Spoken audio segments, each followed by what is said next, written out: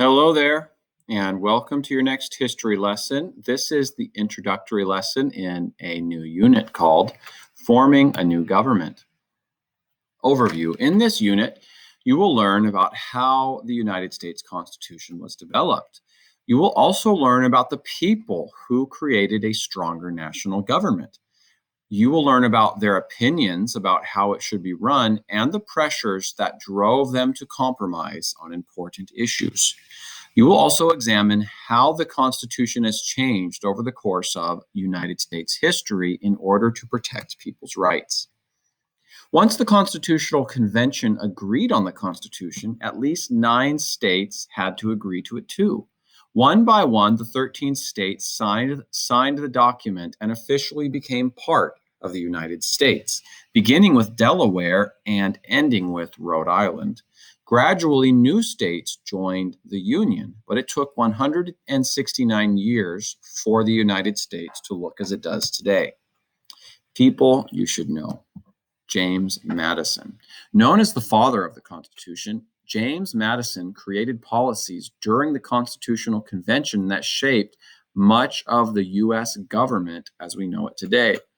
After the convention, he worked with Alexander Hamilton and John Jay to promote ratification of the Constitution in a series of essays called the Federalist Papers.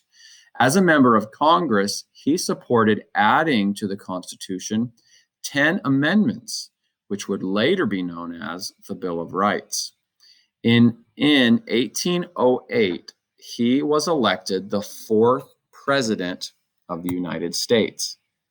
Another person you should know, Daniel Shays.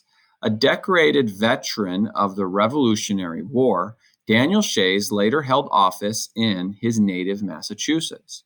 When the economy declined during the years after the war, many people lost their homes and property. Shays led a group of people who protested this treatment. The short-lived but violent revolt came to be called Shays' Rebellion. Shays was arrested and sentenced to death, but he was eventually granted pardon. Another person you should know is George Mason. Though a respected member of Virginia society, George Mason had never been very interested in holding public office. When the Constitutional Convention convened in 1787, however, he accepted a post as one of Virginia's delegates. He argued against the compromise that ensured slavery would continue in the new nation, but he argued for adding a Bill of Rights to the Constitution, protecting individual freedoms.